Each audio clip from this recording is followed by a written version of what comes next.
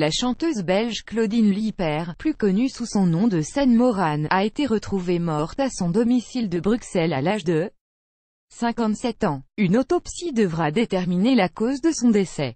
La chanteuse belge Morane est décédée à l'âge de 57 ans, vient d'annoncer ce mardi matin la chaîne de télévision publique belge RTBF. Elle a été retrouvée sans vie à son domicile de Schaerbeek, en périphérie de Bruxelles, lundi soir. Une autopsie devra déterminer la cause du décès soudain de la chanteuse.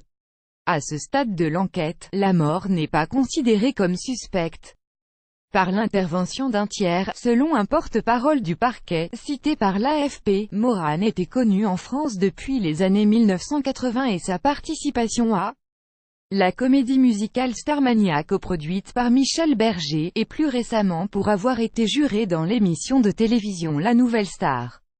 Plusieurs passages sur scène ces derniers jours en Belgique à l'occasion d'hommage à Jacques Brel laissaient augurer une reprise de sa carrière, qu'elle avait mise entre parenthèses, notamment en raison de problèmes aux cordes vocales. Elle avait elle-même annoncé ce retour ces derniers jours sur les réseaux sociaux.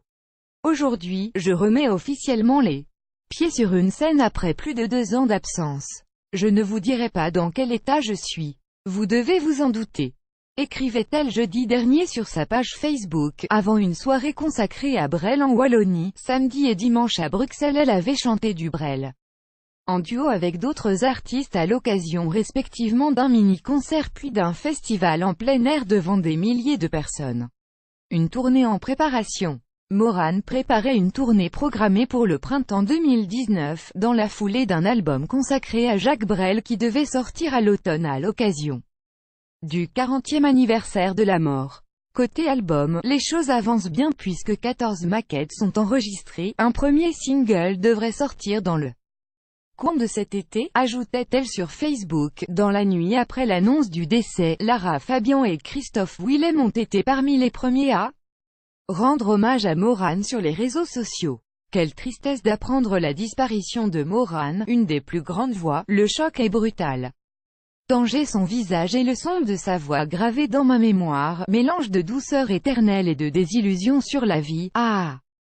Réagit Christophe Willem sur son compte Instagram à côté d'une photo en noir et blanc de Morane. Depuis le Canada, la chanteuse Lara Fabian a salué une artiste rare, plus grande que la musique. Je suis assise ici dans mon petit bureau tout blanc à Montréal, je ne veux pas réaliser que tu n'es plus, je ne peux pas. Je me dis que tu vas appeler et m'engueuler, parce qu'on ne se voit pas assez. A-t-elle publié sur sa page Facebook. Grande admiratrice de Brel et de Nougaro, Morane était réputée pour son franc-parler et ses coups de colère. Née le 12 novembre 1960 à Ixelles d'une mère pianiste et d'un père directeur d'une académie de musique, Claudine Lieper, la future Morane, avait grandi à Schaerbeek, autre commune de Bruxelles, selon son site officiel. Elle avait participé dès l'adolescence à des concours de chant et tenu en 1979 un rôle dans un spectacle musical déjà en hommage à Jacques Brel. Elle avait enregistré son premier disque, Roule en boule, en 1980. Morane était notamment une grande admiratrice de Claude Nougaro à qui elle avait consacré un disque de reprise dans les années 2000. Morane a sorti 10 albums en solo dont L'ami ou ennemi, qui s'est vendu à 400 000 exemplaires. Artiste engagée, elle a participé à plusieurs levées de fonds pour les Restos du Cœur, la soirée des Enfoirés ou Solancy, Solidarité Enfant Sida.